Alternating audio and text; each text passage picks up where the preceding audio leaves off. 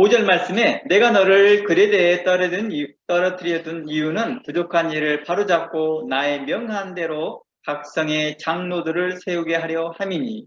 9절 밑본 말씀의 가르침을 그대로 지켜야 하리니 이는 능히 바른 교훈으로 권면하고 거스려 말하는 자들을 책망하게 하려 함이니라. 복종치 아니하고 헛된 말을 하며 속이는 자가 많은 중 특별히 할례당 가운데 심하니 저희의 입을 막을 것이라. 이런 자들이 더러운 일을 취하고 마땅치 아니한 것을 가르쳐 집들을 온통 엎드려 치는도다. 16절 저희가 하나님을 시인하나 행위로는 부인하니 가증한 자요 복종치 아니하는 자요 모든 선한 일을 버리는 자니라. 오늘은 디도서 10강입니다. 교회에는 왜 말씀의 신실한 자를 리더십으로 세워야 할까? 그 이유에 대해서 좀 나눠보려고 해요. 왜 교회는 리더십을 세울 때 굳이 말씀의 신실한 자, 말씀의 어떤 권위를 가지고 있는 자를 세워야 할까? 그런 부분에 대해서 좀 나눠보려고 합니다. 그런데 교회에 말씀의 신실한 자를 리더로 세워야 될 그 이유가 오늘 본문을 통하여서 몇 가지를 나눌 수 있는데 그 첫 번째를 이렇게 이야기합니다. 말씀의 신실한 자를 세워야 할 이유가 성도들을 바른 교훈으로 권면하며 바른 진리 가운데 지속적으로 거하게 하기 위한 것이다 라고 9절 말씀을 통하여 이야기하고 있습니다. 물론 이 디도서를 통하여서 보는 몇 가지 사항들이 있는데 성경 전체에는 이것을 포함하여 더 많고 다양한 것을 말하고 있습니다. 왜? 교회에는 본이 신실한 말씀을 가진 자를 세워야 하며 그런 사람들을 리더십으로 세워야 할 이유들을 성경 전체적으로 이야기를 하고 있는데 더 많고 더 다양한 것들을 이야기합니다. 그러나 오늘은 디도서 강의를 중심으로 해서 디도서에서만 말하고 있는 것을 이야기하고 그래도 교회의 상황에 맞추어서 설명해 보려고 합니다.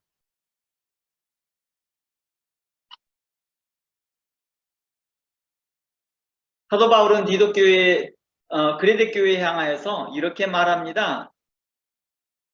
믿으신 말씀, 여기에서 믿은 말씀은 신실한 말씀이란 뜻이에요. 신실한 말씀을 가르침을 그대로 지켜야 하리니 능히 바른 교훈으로 권면하기 위함이다 라고 말합니다. 그러니까 말씀에 신실한 자를 세워야 될 이유 중에 한 가지가 바로 다른 성도들을 바른 교훈으로 권면하기 위함이다 라고 말합니다.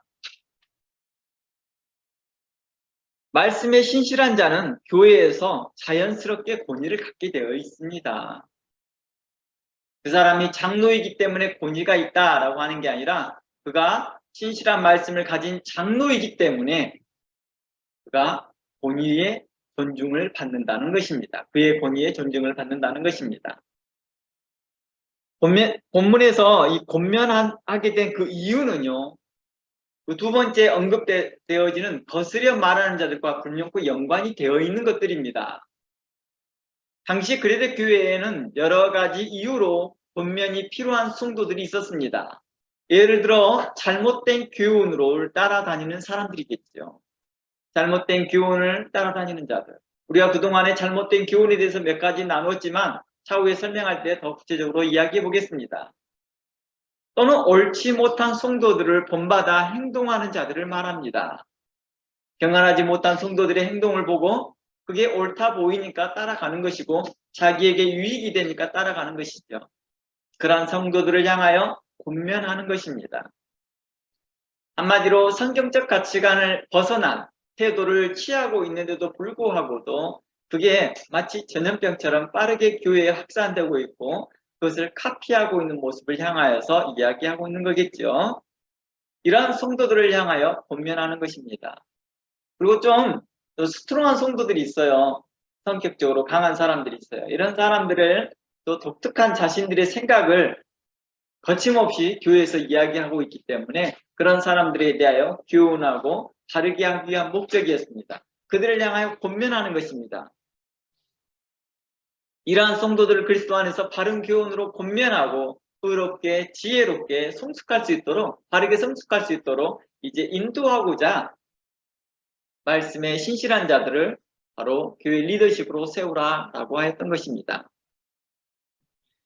골로새서 3장 16절에 보면 이러한 말씀이 있습니다. 그리스도의 말씀이 너희 속에 풍성히 거하여 모든 지혜로 피차 권면하라고 말합니다. 골로새서 3장 16절에서 말씀에서 지혜로 피차 가르치고 권면하라라고 말합니다. 지혜의 방법을 가지지 못한 가르침은 어떨까요? 강압적일 것입니다. 그리고 자칫 권위적인 태도로 보일 수도 있을 것입니다. 이와 같이 권면도 지혜의 방식을 가지지 못하면 그 권면이 맞고 틀리고의 문제를 넘어서 그 말이 어느 것을 선택해도 되는 것처럼 또는 힘없는 잔소리로 전락할 수 있기 때문입니다. 특히 바른 교훈의 이탈 조짐을 보이는 성도들에게 진리에 거하게 하는 어떤 확신을 줄 수 있는 그런 시간을 주기보다는 도리어 복잡한 결정을 하게 하는 혼란을 가정시킬 수 있습니다. 그러니까 권면이라고 하니까 너 이렇게 해도 돼, 저렇게 해도 돼 라는 의미로 이해될 수도 있다는 것입니다. 그러니까 지혜롭게 라고 하는 것은 상황에 맞게 라는 의미가 맞을 것입니다. 그래서 권면은 또 다른 말로 충고라고도 말합니다. 충고. 충고라는 말이 어떤 뜻이에요? 충성스러운 말이라는 뜻이에요. 충성스러운 말. 그래서 잠언서 27장 6절을 보면 이러한 말씀이 있습니다. 잠언 27장 6절 말씀에 친구의 통책, 친구의 책망, 친구의 충언, 친구의 권면 이런 뜻이죠. 친구의 통책은 충성에서 말미암는 것이나 원수의 자주 입맞춤은 거짓에서 난 것이다 라고 말합니다. 그러니까 권면을 하는데 그 권면도 두 종류가 있는 것 같습니다. 그렇죠? 견책해주고 책망해주는 말이 있는가 하면 그 사람에게 입맞춤 하듯이 그에게 좋은 말만 꾸며서 그에 맞는 걸로만 채워주는 사람들이 있는 것 같습니다. 그래서 지혜롭게 하라라고 말하였던 것 같습니다. 그래서 지혜롭게 하라는 말은 상황에 맞게 라는 의미로 이해했으면 좋겠습니다. 당시 그레데 교회를 생각해 보면요, 사도 바울이 권면이란 말을 말할 때는 단순히 성도들에게 은혜스러운 말을 하라는 의미보다는 하나님의 말씀에 근거하여 지혜롭게 충고하라라는 뜻입니다. 지금 그레데 교회의 사항을 좀 계속해서 생각하고 인식하고 이해해 보면 이 말이 그냥 단순하게 은혜스러운 말로 마무리하라는 뜻이 아니었다는 걸 알 수 있는 거죠. 당시 그레데 교회는 다양한 거짓된 교훈이 함께 혼합되어 있었던 상황이었습니다. 성도들도 각자 자기 길을 가고 있으면서 자신의 의로운 대로 생활하고 있었던 것입니다. 이런 자들에게 대하여서 권면하라 하였을 때 말씀에 신실한 자들이 그들에 대하여서 권면하는 태도는 어떻게 해야 될까요? 단순하게 은혜스러운 말을 하고자 하는 것이 아니었습니다. 하나님의 말씀이 이렇습니다 라는 말을 전달하고 하는데 좀 더 지혜롭게 전달하라는 뜻이죠. 골로새서 입장에서는 그렇습니다. 물론 이러한 모습을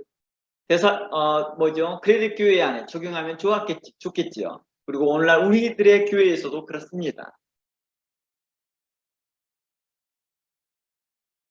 이처럼 충성스러운 전달하는 자의 그 어떤 충성스럽고 지혜로운 권면도 우리 교회에 유익할 것입니다. 하지만요, 아무리 이런 충성스러운 권면도 듣는 자의 겸손이 있지 않다면 의미가 없어지더라는 것입니다. 그래서 전달하는 자의 충성스러운 권면도 필요하지만 동시에 듣는 자의 겸손도 필요하다는 것입니다. 잠언 13장에는 이러한 말씀이 있습니다. 13장 10절 말씀 한번 가볼까요? 교만에는 다툼만 일어날 뿐만 아니라 권면을 듣는 자는 지혜가 있느니라 라고 말합니다. 교만의 본질이 뭘까요? 어떻게 해서 교만이 나올까요? 교만은 자기의 우월성에 빠져 있는 사람들이 나오더라는 것입니다. 자신의 우월성 때문이죠. 나는 그 사람보다 우월하다는 그 우월감. 뭐 이런 것들이 우리 삶 가운데 자주 나타납니다. 또는 어떤 상황에 대한 객관적인 시각보다는요, 독단적인 자신의 생각에 빠져 있는 사람들이 그렇습니다. 이렇기 때문에 듣기를 싫어하는 자세부터 이제 시작되겠죠. 그 교만한 모습은 듣기를 싫어하는 태도에서부터 시작되더라는 것입니다. 그리고 그러한 교만은 패망과 실패의 원인이 되기도 한다라고 성경은 이야기하고 있습니다. 그러나 겸손은 어떻습니까? 상황에 대한 객관적인 시각을 항상 염두에 둔 사람입니다. 그러니까 마음에 객관적인 어떤 상황을 항상 염두에 두고 있라는 것입니다. 그냥 아무 생각 없으니까 그냥 듣고 있는 그런 태도를 말하고 있는 것이 아니라 지각을 열어서 또 다른 객관적인 어떤 태도가 있을 것이다. 어떤 객관적인 어떤 상황이 있고 시각이 있을 것이다. 라는 생각을 가지고 있음으로써 겸손해지더라는 것입니다. 그래서 어떤 분이 그러더라고요. 학문을 많이 하면 할수록 겸손해진다는 거예요. 학문을 많이 하면 할수록 더 많은 것들을 알게 되고 더 많은 객관적 사항들이 있다는 걸 알게 되니까 겸손해진다는 것입니다. 그래서 예전에 우리 어르신들이 이런 말을 했죠. 벼는 익으면 익을수록 고개를 숙인다라는 말을 합니다. 그래서 겸손은 지혜에서, 겸손은 그 자신의 마음 자세에서부터 나오고 있다는 것입니다. 어떤 태도입니까? 바로 객관적인 시각에 대한 것이 있다는 것을 전제하고 있을 때 나도 모르는 사이에 겸손한 모습이 보여지더라는 것입니다.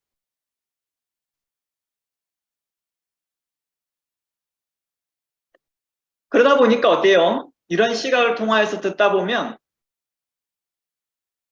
이제 그 권면을 듣게 되는지는 어떤 지혜를 얻게 되겠죠. 그래서 권면을 듣는 자는 지혜가 있다라고 말하는 것은 곧 지혜가 있기 때문에 권면을 듣게 된다는 말도 이해가 될 수, 그걸로도 이해될 수 있는 것입니다. 그래서 잠언서의 말씀은 지혜 있는 자는 더 학식을 더할 것이요 지식 있는 자도 더 지혜를 더할 것이요 학식 있는 자는 더 학식을 더할 것이다 라고 말하였던 것입니다. 겸손함은 통찰력을 겸비하게 돼 있거든요. 그러기에 충성스러운 자의 권면은 겸손히 듣는 자가 알아보는 것이죠. 아, 저 말이 맞는 말 같구나 하고 그 말을 지혜롭게 겸손히 받아들이라는 것입니다. 또한 말씀의 신실함으로 성도들의 권면하였을 때 교회 직분자로서의 권위가 생길 뿐만 아니라 하나님께로부터 오는 권위임을 듣는 자들도 또한 전하는 자들도 서로 안다는 거예요. 아, 이게 하나님께로부터 왔구나라는 걸 안다는 거예요. 아, 하나님께서 장로들을, 아, 권사님을, 집사님을 이렇게 세웠구나 라고 안다는 거예요. 듣는 자들. 말씀을 기초하여서 말하고 말씀을 근거하여서 말하고 말씀의 신실한 태도로 이야기하였을 때 나타나는 것입니다. 혹 충성스러운 마음으로 권면했음에도 불구하고도요. 말하는 사람, 즉 여러분과 교회를 신뢰하지 못하고 떠날 수도 있습니다. 그런 사람도 있거든요. 그렇다 할지라도 여러분 스스로가 너무 자책할 필요가 없다는 것입니다. 교회가 너무 자책할 필요가 없다는 것입니다. 이후에 될 일들을 누구에게 부탁하는 것입니까? 하나님께 부탁하는 것입니다. 우리가 그런 거 있잖아요. 권면하고 충고하고 조언했어도 결국에는 자신의 길을 가는 사람도 있다는 것입니다. 그러니까 말하는 사람의 태도의 문제가 아니라 듣는 사람의 태도 때문이죠. 듣는 사람이 겸손하지 못한 것이겠죠. 듣는 사람이 객관적 시각을 갖지 못해서이겠죠. 듣는 사람이 자기 우월성이나 자기 생각에 너무 빠져서 그러겠죠. 그런 사람들에게 대하여서 너무 자책하지 말라는 것입니다. 에스겔서 33장 말씀에 이러한 말씀이 있습니다. 에스겔서 33장 1절 말씀에 여호와의 말씀이 내게 임하여 가라사대 인자야 너는 내 민족에게 고하여 이르라 가령 내가 칼을 한 땅에 임한다고 하자 그 땅 백성이 자기 중에 하나를 택하여 파수꾼을 삼은 그 사람이 칼이 그 땅에 임함을 보고 나팔을 불어 백성에게 경고하되 나팔 소리를 듣고도 경비를 하지 아니하므로 그 임하는 칼에 저함을 당하고 그 피가 자기의 머리로 돌아갈 것이니라 라고 말합니다. 나팔을 불지 아니함으로 인하여서 당하는 그 피해를, 다른 사람이 받는 피해를 너도 당할 것이다 라는 것이죠. 그가 경비를 하였던 자기 생명을 보존하였을 것이나 나팔 소리를 듣고도 경비를 하지 아니하였으니 그 피가 자기에게로 돌아가리라. 그러나 파수꾼이 칼을 임함을 보고도 나팔을 불지 아니하면 백성에게 경고치 아니하므로 그 중에 한 사람이 그 임하는 칼에 제함을 당하면 그는 자기 죄악 중에서 제한 바 되려니와 그 죄를 내가 파수꾼의 손에서 찾을 것이다 라고 이야기하고 있습니다. 그러니까 지금 현재 이 말을 종합해서 들어보면 어떤 의미 있습니까?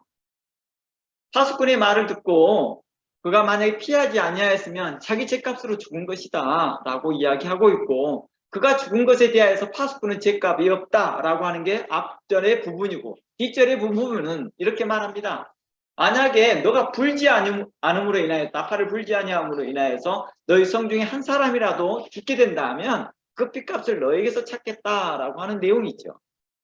그러니까 지금 교회의 입장과 또 교회 리더십의 입장에서 그 사람의 죄의 문제에 대하여서나 또 그 사람이 옳지 못한 태도에 대해서 경고하였고 책선하였다 한다면 이 이후의 문제에 대해서는 하나님께 부탁하라는 것입니다. 의뢰하라는 것입니다. 다시 초점으로 돌아가 보겠습니다. 말씀의 신실한 자를 리더십으로 세워야 할 이유는 바로 혹 진리에 떠나려는 자들을 향해 충성스러운 마음으로 권면해 줄 수 있는 신실한 사람이 필요해서입니다. 교회는 왜 이러한 사람이 필요하냐? 바로 그러한 사람들을 세워주기 위한 목적이죠. 그 결과 진리에서 잠시 벗어난 성도가 하나님을 더욱 가까이 하게 되겠죠. 이 일로 인하여서. 또한 불안정한 마음으로 교회를 출석하였던 성도가 더욱 교회를 신뢰하게 된다는 것입니다. 아, 교회가 나를 보호해 주는구나. 교회가 나를 건강한 말씀 안에 거하게 하는구나. 그 권면과 장로님과 권사님과 집사님들의 그러한 사랑스러운 또 은혜스러운 말로 그를 권면해주고 견책해주고, 또 어느 때는 날카로운 말로 또 뜨거운 말로 책선해줬던 말이 자기에게 유익이 된다는 것을 발견할 때 교회를 더욱더 신뢰하게 되고 교회 리더십들을 신뢰하게 되겠죠. 그리하여 그리스도 안에서 성장하는데 여러 가지로 유익함을 주더라는 것입니다. 그리하여 그리스도를 머리로 하여 성령 안에서 그들이 또 하나 되게 하는데 큰 역할을 하더라는 것입니다. 그래서 교회 리더십을 세우는 것이 굉장히 중요합니다. 교회 리더십을 아무나 세우는 게 아니라 말씀에 신실한 자를 세웠을 때 이제 교회 안에서 불안정한 사람들이 어떻게 해요? 성령 안에서 하나 되게 하고, 그들 중에 장로님들은 어느 때는 강하게 책망하기도 하고, 어떤 권사님은 그를 따뜻하게 안아주기도 하고, 어떤 집사님은 거기에 적절한 말을 표현했다 할지라도 이 모든 것이 자신을 유익이라는 걸 발견하게 된다는 것입니다. 왜요? 지혜로운 사람은 그들의 충성스러운 충고와 충성스러운 권책과 충성스러운 통책과 견책과 책망을 깨닫고 알아들을 수 있기 때문입니다. 이제 그 두 번째로 말씀의 신실한 자를 리더십으로 세워야 할 이유를 이제 설명해 보고자 합니다. 그것은요, 9절에서 계속해서 이야기합니다. 바로 거스려 말하고 복정치 아니하고 교회를 어지럽히는 자들 때문이다 라고 말합니다. 거스려 말하는 자, 이런 사람은 곧 복종치 않는 자와라는 말과 같은 개념일 것입니다. 그런 사람의 삶이 그 결과가 뭘로 나타납니까? 교회를 혼란스럽게 하더라는 것입니다. 어지럽히더라는 것입니다. 그래서 디도서 1장 9절에서 10절의 말씀을 내용들을 11절까지 내용들이 아마 그 내용이 그 두 번째 이유일 것입니다. 물론 이것도 세분화해서 나눈다면 각각의 이유를 또 나눌 수 있겠지만 우선 두 가지로 축약해서 설명해 보겠습니다. 사도 바울은 말씀을 왜곡하고 사도의 가르침을 거부하였던 당시의 할례당 사람들이 주된 원인이라고도 말합니다. 가장 많이 그들이 교회를 어지럽히게 하고 또 교회 안에서 잘못된 것을 가르치고 거역하고 거부하고 불순종했던 사람들이 누구냐 했더니 할례당과 같은 사람이라는 것입니다. 당시에 또한 할례당뿐만 아니라 영지주의자들도 있었고 니골라당의 교훈을 따르는 자들이 있었습니다. 당시에 니골라당의 교훈은 금욕주의를 강조하였던 자들입니다. 금욕이라는 것은 육신에 필요한 것들을 다 금하는 것입니다. 그러니까 지나치게 또 다른 율법이 형성이 되어진 것이겠죠. 먹는 것도 제한하고 자는 것도 제한하고 하나님께서는 쉬지 않고 기도하라고 했으니까 쉬지 않고 기도합니다. 주께서 밤에 도적같이 임하는 뿐만 아니라 너희가 자고 있을 때 누가 온다? 도적이 넘어온다고 했기 때문에 잠을 많이 안 자려고 합니다. 새벽에도 새벽 예배를 드리고 저녁 늦게까지 뭐합니까? 우리가 말하는 철학 기도를 합니다. 이런 금욕적인 생활을 많이 합니다. 사람들도 많이 만나지 아니하고 따로 분리되어진 삶을 살아가려고 합니다. 또 다른 바리새인들의 모습들을 보게 된다는 것입니다. 바리새인이라는 것은 분리된 자라는 뜻입니다. 그들이 또한 세속에서 떠나 분리되려고 하더라는 것입니다. 바로 이러한 가르침들이 그레데 교회 안에 있었다는 것입니다. 물론 그레데 교회만에 있지는 않았습니다. 당시 신약교회가 바로 이러한 패턴을 다 가지고 있더라는 것입니다. 할례당의 교훈이 가장 막강했고 그 다음에 가장 타격을 줬던 교훈이 영지주의자의 교훈이었고 그 다음에 타격을 줬던 게 금욕주의자, 곧 니골라당의 교훈이었던 것이죠. 이런 것들이 복합해서 함께 있었다는 것입니다. 교회 특성에 따라서 어떤 것이 더 수tun하게 발생되는 곳이 있었겠죠. 바로 이러한 자들을 향하여 거스려 말하는 자라고 통합적으로 이야기하고 있는 것입니다. 이들은 통합적으로 거스려 말하는 자들이라고 표현할 수 있습니다. 그런 자들을 징계하고 회개하기 위해서 교회는 리더십이 말씀에 신실해야 된다라고 말하고 있습니다. 교회 리더십의 기능이라고도 또한 말도 하고 있습니다. 교회 리더십의 기능이 무엇이냐? 그들을 책망하고자 하는 것입니다. 리더십의 역할이 무엇입니까? 그들을 바르게 하고자 하는 것입니다. 그러니 리더십을 세울 때 말씀에 신실한 자를 세우십시오라고 하는 것입니다. 나 교회를 몇 년 다녔어요. 저는 무슨 코스하고 무슨 코스 했으니까요. 이런 걸로 나는 나이를 먹었어요. 저는 결혼을 했어요. 이런 이유들 때문에 그들을 교회 리더십으로 세우는 게 아니라 말씀에 신실한 자를 세우라는 것입니다. 그 이유가 분명합니다.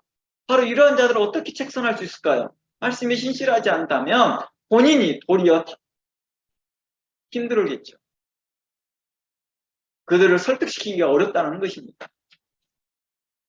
그들을 징계하고 회개하도록 그들을 바르게 책선하고 책망하기 위해서는 말씀에 신실해야 되는 것입니다. 즉 교회 안에서 비진리 교훈과 잘못된 신앙관을 가진 자들을 방치하지 않고 그들을 책망하고 책선하기 위함이다 라고 하는 것입니다. 그들을 방치하면 어떻게 될까요? 순식간에 교회는 그레데 교회의 모습으로 바뀌고 있다는 것입니다. 현재 그 그레데 교회가 그렇게 방치해 뒀으니까 현재 그레데 교회에 향하여서 그렇게 되지 말라라고 이제라도 스톱하라라고 이제 말해주는 것입니다. 그러니 말씀에 신실한 자들을 이제 그레데 교회 안에서 다시 세우십시오 하고 디도에게 말하고 있는 것입니다. 물론 디도도 그걸 인식하고 있습니다. 이러한 그레데 교회의 모습은 어느 교회나 될 수 있다라는 것입니다. 당시 신약교회가 그래도 교회만이 이러한 모습을 가지고 있지 않고 신약교회 전체가 그리워왔던 것처럼 오늘날에도 그러하고 있다는 것입니다. 작은 교회부터 시작해서 큰 교회까지 이러한 일들이 이 작은 이 뉴질랜드에서도 일어나고 있다는 것입니다. 물론 규모가 굉장히 적은 저희처럼 규모가 굉장히 적은 공동체에서는 이러한 일이 보기 어렵습니다. 그러나 조금만 규모가 커진 좀 중간 정도 커지는 교회 규모 안에서는 보면요, 그 공동체 안에 이렇게 다양한 교우들이 함께 믹스되어 있는 건데도 방치해 두고 있더라는 것입니다. 그리고 심지어 대형 교회 같은 경우에는 이렇게 방치하는 현상이 너무나 많이 발생되고 있어요.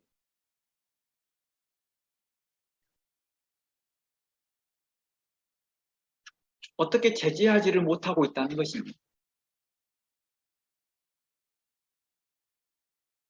교회 리더십들이 이렇다는 거예요. 제 말은요. 교회 리더십들이 각각의 교훈을 달리하고 있다는 것입니다.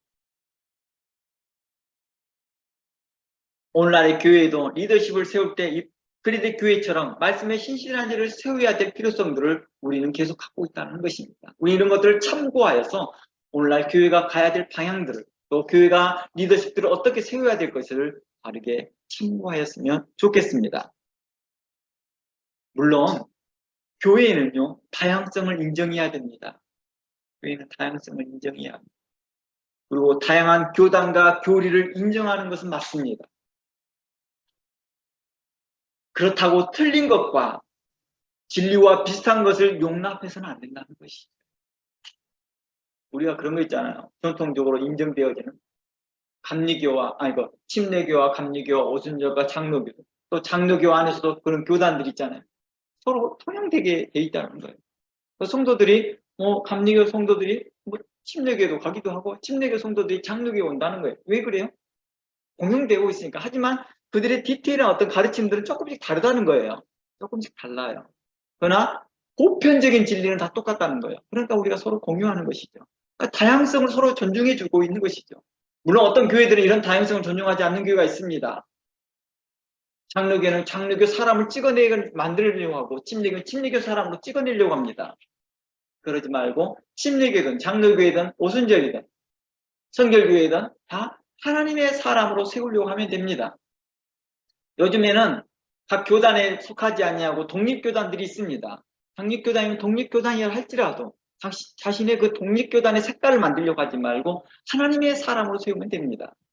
그러면 오순절의 사람을 만나든 장로교의 사람을 만나든 또한 감리교의 사람을 만나든 그 사람들이 다 하나님의 사람들이기 때문에 서로 간에 공통점을 갖게 된다는 것입니다. 자기 색깔을 나타내는 것이 아니라. 하지만 자기 색깔을 있다 할지라도 그 다양성을 인정해 주는 것입니다. 서로 간에 존중해 주고 서로 간에 그런 것을 배려해 주는 것이죠. 우리 그런 거 있잖아요. 가정 환경이 달라서 자라난 그 자녀들의 그 다양한 모습들을 존중해 주는 것입니다. 학교가 그런 것처럼 말입니다. 하지만 제가 분명히 말하지만 비진리와 진리와 흡사한 거짓된 복음들을 용납하라는 뜻은 아니라는 것입니다. 교회에서 다양성을 인정한다는 것은 그리스도의 복음과 바른 신학과 사도의 유전, 전통적 신학과 신앙의 안에서의 용납이라는 것입니다. 이러한 말에서의 다양성을 이야기하고 있습니다. 사도들의 가르침이 조금씩 다르게 보였거든요. 하지만 그 사도들의 그 다양성을 인정했습니다. 그래서 사도 바울은 이렇게 말합니다. 나는 게바에게라, 나는 베드로에게라, 나는 바울에게라, 나는 아볼로에게라, 또 나는 누구에게라, 나는 바나바에게라 이렇게 말하는 사람들이 있었습니다. 왜냐하면 그들의 사도들마다 각각의 특색이 있었거든요. 아볼로는 구약에 아주 정통한 사람이었습니다. 매우 학식적인 사람이었습니다. 오늘날로 말하면 거의 교수급 수준이죠. 굉장히 말씀을 잘 가르치고 학문적으로 잘 가르치고 마치 에스라처럼 말씀을 학자처럼 잘 가르쳤던 사람이었습니다. 그런 것을 좋아했던 사람들은 아볼로 파로 들어갑니다. 베드로처럼 많은 체험이 있던 사람의 그 경험들을 좋아하는 사람들은 베드로파에 들어갑니다. 사도 바울처럼 어떤 중립적인 어떤 태도, 객관적인 어떤 태도를 항상 신학적으로 설명하려고 하는 그런 태도를 보였던 사람들한테는 또 삶에서 자기의 모습들을 또 기독교적으로 나타내 보려고 했던 그 헌신적인 그런 삶을 보였던 사람들은 그걸 또 좋아하는 사람은 그걸 따라가겠죠. 많은 선교적 활동을 하고 싶어하는 사람. 바나바처럼 구제하기를 좋아했고 말씀을 가르치는데 권위적으로 말씀을 가르치고 말씀을 가르치는데 다른 사람을 권면하는데 권위를 갖고 하나님 말씀을 갖고 그들에게 잘 권면했던 그런 바나바의 모습을 봤던 사람들은 그걸 따라가는 사람도 있었겠죠. 이런 다양한 모습들이 사도 바울은 이렇게 합니다. 우리는 다 똑같습니다. 그리스도 안에 우리는 한 종입니다. 우리는 그리스도 안에서 한 동역자일 뿐입니다. 우리는 아무것도 아니에요. 여러분들이 그리스도 안에서 하나 되어야 돼요. 함과 같이 그 다양성이 서로 용납되고 이해되어져야 되는 것이죠. 그러므로 교회에서 비진리가 있다면, 교회에서 비진리를 전하는 자가 있거나 그렇다면 겁만 주지 말라는 것이죠. 교회에서 그래요. 자주 그러더라고요. 교회에서 자주 겁을 줘요. 이단들이 있습니다. 잘못된 비진리가 있습니다. 사람들이 겁만 먹게 해요. 딱 겁을 먹게 해요. 우리 그 예전에 공산당 그거 할 때처럼 겁을 먼저 줘요. 구체적으로 그들이 무엇이 문제인지를 말 잘 안 해준다는 것이. 두 번째는 이겁니다. 뒤에서 소문만 내고 있다는 것입니다. 저 사람이 저런 사람이야. 저 사람은 저런 사람이야. 라고 해서 교회에서 그런 사람을 어떻게 합니까? 보이지 않는 어떤 완력을 써서 그 사람을 내어쫓게 하는 그런 방향을 만들어가고 있다는 것입니다. 그러지 말고 교회는 신실한 말씀을 가르치는 리더십이 있다면 그런 사람을 발견한다면 그 사람을 바로 직접 가서 그 사람에게 뭐하라? 책망하라는 것입니다. 책선하라는 것입니다. 그리고 그들을 바르게 되돌이키라는 것입니다. 이곳에서 말하는 책망은 어떤 거예요? 거짓된 교훈과 거짓된 가르침에서 교회를 보호하고자 하는 것입니다. 제일 1차적으로 그 성도를 가르치는 자나 듣는 자를 보호하고자 하는 것이죠. 그리고 좀 더 큰 의미로서는 교회를 보호하고자 하는 것입니다. 교회를 보호하고자 하는 목적에서 뭐합니까? 겁을 주거나 아니면 뒤에서 그 사람을 왕따시켜서 내쫓고자 한다면 이는 옳지 못한 태도라는 것입니다. 거스려 말하는 자들을 또한 온유함으로 용납하게 되면 어떤 일이 발생될까요? 교회 전체의 위험이 됩니다. 그러므로 그들을 책선하고 책망하고 돌이키도록 그들을 계속 권면할 수 있는 그러한 신실한 리더십이 필요하다는 것입니다. 그러나 책선하되 지혜롭게 온유한 마음으로 그들을 진리로 돌이킬 수 있도록 공의롭게 하라라고 성경은 우리에게 말하고 있습니다. 이러한 것을 교회 리더십들이 어느 정도 기본적인 것은 분별하고 있을 때 성도들 중에서 진리에 떠난 자들을 권면하고 책선하고 책망할 때 다시 그 진리 안에 거할 수 있다는 것을 이야기하고 있는 것입니다. 많은 사람들이 이런 생각을 해요. 이러한 일들은 목사님이 해야 되는 거 아니에요? 이런 일들은. 라고 생각합니다. 제가 이제 들었던 말들이죠. 신천지에 있는 사람들이 오면 성도들 사이에서 수근수근거립니다. 그 사람을 딱 지목하여서 아무도 안 만나려고 합니다. 겁을 딱 먹습니다. 그리고 이 사람에 대해서 바르게 할 사람은 누구밖에 없다고 생각해요? 목사님밖에 없다고 생각합니다. 근데 성경은 그렇게 말하고 있지 않습니다. 누가 하라고요? 리더십들이 하라고 합니다. 장로나 권사나 집사님들이 이러한 분들이 말씀에 신실한 자들이 세워졌다 한다면 그들이 가서 먼저 하십시오 라고 하고 있다는 것입니다. 이 말은 다시 말해서 함께 하라는 것입니다. 담임 목사님과 함께 하십시오 라는 의미도 될 수 있습니다. 교회 리더십들은 곧 장로나 권사나 감독이나 집사들은 이러한 일들을 목사님 한 분에게만 넘기려고 하지만 그렇게 하지 말라는 거죠.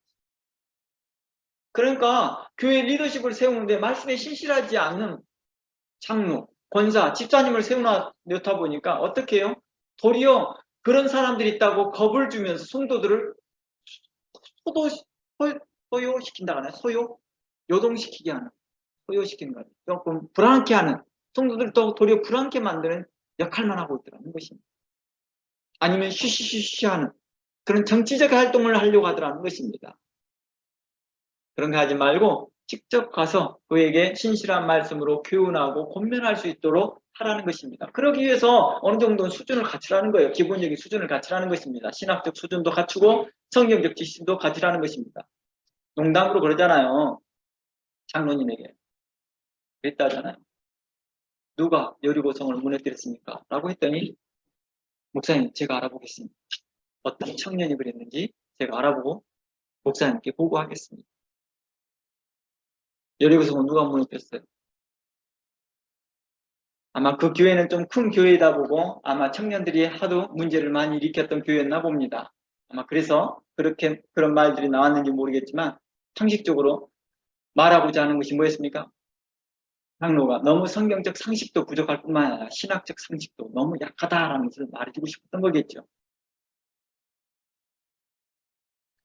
동일하게 사도 야고보는 좀 더 확장하여서 이와 같은 자들을 돌아서게 하는데 모든 성도가 동참하라고 요청합니다. 그래서 우리가 그동안 살펴봤던 진리를 떠난 자를 돌이키게 하라라고 하는 것이 12강을 통해서 나눴던 내용이 바로 그 핵심이었습니다. 야고보서 5장 19절 말씀에 내 형제들아 너희 중에 미혹하여 진리를 떠난 자를 누가 돌아서게 하면 너희가 알 것은 죄인을 미혹하는 일에 돌아서게 하는 자가 그 영혼을 사망에서 구원하여 허다한 죄를 덮을 것이라 라는 내용을 가지고 우리는 12주간 나눴던 내용들이 있습니다. 이걸 참고해 보아도 우리는 분명하게 알 수 있었습니다. 이 일을 성도 모두가 함께 동참해야 될 일들이라는 것을 알 수 있었습니다.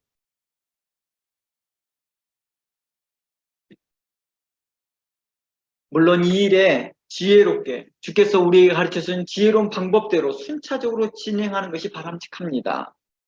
교회의 리더십 역할을 소홀히 하여 먼저 성도들에게 소문을 내면 어떻게 될까요? 성도들을 불안케 하는 거예요.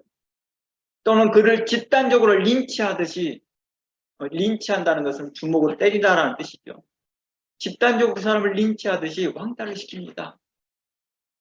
그리고 혐오스러운 눈빛으로 그들을 대함으로 자칫 그리스도께서 하나님께서 그 교회를 책망하게 되는 역효과가 나타나더라는 것입니다.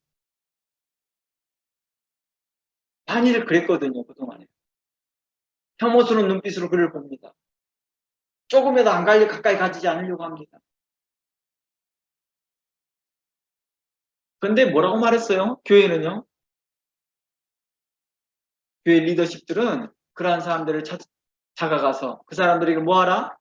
책망하고 책선하고 그들이 도리어 말을 교회 안에서 가르치는 것을 못 가르치도록 막을 수 있도록 그들이 적극적으로 행동하라고 말합니다. 물론 아까 좀 전에 말했지만 예수님께서 그런 순차적으로 해야 될 일들을 말을 했다는 것입니다. 아마 그것은 다음 주에 좀 더 이야기를 더 나눌 것입니다. 예수님께서 우리에게 가르쳐준 지혜로운 방법대로 먼저 개인적으로 다가가고 두 번째로 그 개인적으로 몇 번 다가가서 말을 했는데도 듣지 아니하면 또한 목사님을 대동하여서 가서도 말을 듣지 아니한다면 이제는 공동회의에서 이야기해보고 공동회의에서 리더십 전체 회의를 통하여서 이야기를 꺼내보고 리더십 전체를 얘기해서 대화해도 되지 않는다면 교회 전체에게 말하는 방식을 통하면 좋겠지요. 그러나 먼저 교회가 그런 사람에 대하여서 먼저 소문을 내고 집단적으로 린치하듯이 왕따를 시키면서 혐오스러운 눈빛으로 그들을 쳐다보게 한다면 우리 하나님께서는 이 일을 기뻐하지 않는다는 것입니다. 계시록에 보면 우리가 잘 알고 있는 그 에베소 교회가 지금 현재 그리스 교회와 똑같은 모습을 가지고 있었거든요. 다음 주에 우리가 이 에베소 교회를 좀 더 살펴보겠지만 이 에베소 교회와 그리스 교회가 너무 흡사한 모습을 가지고 있기 때문에 사도 바울은 이 에베소 교회에 뭘 보냈어요? 디모데 전후서를 보낸 거예요. 디모데 전후서가 뭐였습니까? 목회 서신. 어디과 비슷했다고요? 디도서와 비슷했습니다. 왜요? 상황이 비슷했으니까요. 그래서 이 에베소 교회 안에서는 어떤 일이 일어났느냐? 바로 그런 거짓된 자들을 찾아내고 시험하는 데 아주 적극적이었습니다. 그래서 예수님께서도요, 이 에베소 교회가 그렇게 한 것을 잘했다고 말합니다. 잘했다. 그런데 너가 한 가지 잘못한 게 있다. 그게 뭐냐면 너에게 책망할 것이 있나니 너의 처음 사랑을 잃어버렸다. 이 일을 너무 하다 보니까 뭘 하지 못해요? 사랑을 공급하지 못했던 것이. 그러면서 이렇게 말합니다. 너희는 회개하고 이 일을 회개하지 아니한다면 내가 너의 촛대를 옮겨버리겠다라고까지 합니다. 도리어 화가 누구에게 임합니까? 에베소 교회에 임하고 있습니다. 그래서 성경은 우리에게 이렇게 먼저 요구합니다. 골로새서 3장 11절 가봅니다. 골로새서 3장 11절입니다. 거기 보면 이러한 말이 있습니다. 거기에는 이라는 말이 뭐예요? 교회 안에는 이란 뜻이겠죠. 그리스도 안에는 이란 뜻이겠죠. 하나님의 교회 안에는 이라는 의미가 되겠죠. 그리스도가 머리가 되신 하나님의 몸된 교회는 그리스도의 몸된 교회는 너희 안에는 이란 뜻이겠죠. 거기에는 이란 뜻입니다. 누가 있다고 말해요? 헬라인이나 유대인이나 할례당과 무할례당이나 야인이나 수구디안이나 종이나 자유이나 분별이 있을 수 없다라고 말합니다. 당시에는 이런 게 분별이 돼 있었거든요. 오직 그리스도는 만유해 주시오 만유 안에 계시니라. 그러므로 너희는 하나님의 택하시 거룩하고 사랑하신 자처럼 국률과 자비와 겸손과 온유와 오래 참음에 옷 입고 누가 네게 혐의가 있거든 문제가 있거든 불편한 문제가 보이거든 서로 용납하되 피차 용서하되 주께서 너희를 용서한 같이 하라. 용서할 수 있는 방법이 뭘까요? 그 사람을요? 먼저 책선해 주는 것입니다. 책망해 주는 것입니다. 그리고 그로 인하여서 그가 돌이키면 용서해 주는 것입니다. 그리고 이 모든 것이 사랑을 더하라고 말합니다. 이 사랑이 우리를 온전하게 내는 띠라고 말합니다. 그리하여 15절 우리 한번 봅니다. 그리스도의 평강이 너희 마음을 주장하게 하라. 누구의 평강이? 그리스도의 평강이. 그리스도께서 우리에게 요구하는 게 뭐였을까요? 에베소 교회처럼 하나도 빠짐없이 다 뽑아내서 그걸 다 찾아내서 내쫓아버리는 거였을까요? 그게 아니었습니다. 그를 돌이키게 하는 데 초점이었습니다. 그를 돌이키게 하여 다시 연합하는 것입니다. 그가 과거에 할례 땅 출신이었다 할지라도, 그가 과거에 야만인 출신이었다 할지라도, 그가 과거에 유대주의자 출신이었다 할지라도 교회 안에서 이러한 일들을 행하라고 말하는 것입니다. 그러며 너희는 감사함으로 하나님을 찬양하고 또 무엇을 하든지 다 주의 이름으로 하라라고 했다는 것입니다. 그러므로 교회 안에서 말씀의 신실한 자를 리더십으로 세워야 될 이유가 바로 이러한 이유 때문입니다.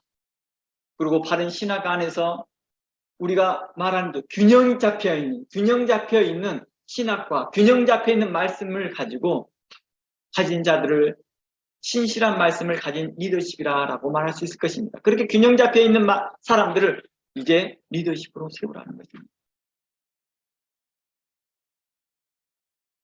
담임 목사님처럼 완벽한 신학을 신학을 전공할 필요는 없다 할지라도 기본적인 어떤 신학적에서 우리가 갖고 있어야 한다는 것입니다. 그런 상태에서 권면해주고 그들을 돌이키는데 힘써야 한다는 것을 말하고 있다는 것입니다. 그러면 교회는 이제 이렇게 되어지죠. 교회는 왜 말씀에 신실한 자를 리더십으로 세워야 될 이유와 목적이 분명해지기 시작한다는 것입니다. 왜 우리는 그런 사람을 세워야 됩니까? 네, 이유가 이런 것입니다. 바로 이유가 분명하기 때문입니다. 우리 교회는 그런 일에 노출될 일이 없는데요. 그렇게 노출될 수 없다라고 생각하는 것이 우리의 교만일 수도 있을 것입니다. 저희는 장로교로서 수년 동안 정통적으로 내려왔는데요. 하지만 언제든지 변질될 수 있다는 것입니다. 누구까지도 심지어 교회 리더십의 역할이 굉장히 중요한 역할은요. 담임 목사님의 그 타락도 막습니다. 그렇지 않나요? 오늘날 대형교회에 그 목사님들이 타락하는데 함께 동조했던 사람이 누구예요? 함께 있었던 리더십들이 아니었습니다. 방주하고 방임하고 못 본 채하고 모른 채하고 알고 있으면서 지적질하지 않는다는 것입니다. 책선하지 않습니다. 실상 그리스도 안에서는 담임 목사님이나 장로님이나 동일한 형제였거든요. 그리스도 안에서 교회를 온전히 세워주는 함께한 형제들이었거든요. 단지 역할이 있었던 것이고 그 역할에 있어서 하나님께 권위의 순서를 줬던 것뿐이지 하나님께 간구하면서 그 목사님에 향하여서 충언하고 충고하고 그렇게 해주지 못했다는 것입니다. 만약에 그 충언을 한 번, 두 번에도 듣지 아니하니까 하나님이 알아서 하시겠지 하고 놔둬버리지 말고 이걸 가지고 다른 리더십들과 이야기하고 다른 리더십들과 대화해서도 안 된다면 공동회의를 열어서 이야기를 꺼내야 될 문제를 안 하고 있더라는 것입니다. 방주하여서 결국에는 세상의 부끄러운 일들을 매스컴을 통해서 보게 하더라는 것입니다. 이로 인하여서 교회가 유익했습니까? 전혀 유익하지 않았습니다. 도리어 세상은 뭘 했습니까? 교회를 향해서 손가락질합니다. 저게 교회냐? 도리어 목회자들과 교회는 돈만 밝히는 자들로 그렇게 치부되어져 버리는 복음이 복음되지 못하게 해버리는 하나님의 이름을 망령되이 일으키게 하는 일로 마무리가 되더랍니다. 이 일에 함께 동조했던 사람이 누구라고요? 교회 리더십들의 책임도 함께 있다는 것입니다. 저 타락한 목사만이 문제야 라고 할 수 없다는 것입니다. 아까 좀 전에 에스겔서의 말씀처럼 그것을 목격했던 교회 리더십들이 있었다면 분명코 말을 했어야 되고, 그것을 당회에서나 총회에서나 리더십 사이에서 이야기를 해서 분명코 교정이 있어야 될 문제를 교정하지 않습니다. 오늘날 이 문제를 제가 그대로 이해 적용하여서 목회자들 사이에서는 어떨까요? 오늘날 노예가 있고 총회가 있는데 목사님들 사이 안에서 불의한 모습들이 목사님들 사이에서 보는데도 잠잠하고 있더라는 것입니다. 얼마 전에 들었던 말입니다. 정말 목사님들 사이에서 세상에도 그런 일이 일어나지 않는 그런 일들에 대해서 혐오하고 법적인 문제까지도 가게 되는 이러한 일들이 목사님들 사이에서 일어나고 있다는 것입니다. 투표를 하는데 그 투표하는 방식이 불의한 방법이고 불법적이고 뇌물을 쓰는 방법도 너무너무 다양하고 세상에도 그런 방법을 쓰지 않는 방법들을 쓰고 있는, 그럼에도 불구하고도 그들이 총회장이 되고 노회장이 되었는데도 그들이 알고 있으면서 침묵하고 있습니다. 그런 일들에 대하여 하나님께서는 기뻐하지 않으시더라는 것입니다. 계속해서 교세 확장과 교단 확장과 교회 건물 크기 확장에만 집중할 뿐, 정말 하나님의 교회인 그 성도들, 거룩한 성도들을 귀하게 생각하지 않다는 것입니다. 오늘날 우리는 회개할 것들이 것입니다. 실상 그레데 교회를 향하여 비난하고 잘못된 교회를 향하여 비난할 뿐, 자신의 교회를 돌아보지 못하는 오늘날의 이 교회들을 향하여 우리 이제 자기 자신을 돌아봐야 할 때가 된 것 같습니다. 그레데 교회의 모습을 통하여서 우리의 자신들의 교회를 돌아보고, 우리가 속해 있는 교단, 우리가 속해 있는 총회들을 돌아봅니다. 하나님 앞에 정말 신실하고 있는지, 그리고 정말 하나님의 신실한 자들을 그곳에 리더자로 세우고 있는지 한번 생각해보고 또 생각해 보아야 할 것입니다. 그리하여 발견되어진 것들을 우리는 바르게 잡고 이 일에 모든 성도들이 함께 해야 될 것입니다. 다음 주 시간에 우리가 좀 더 이어서 연결해서 나눠보겠습니다. 함께 기도하겠습니다. 하나님,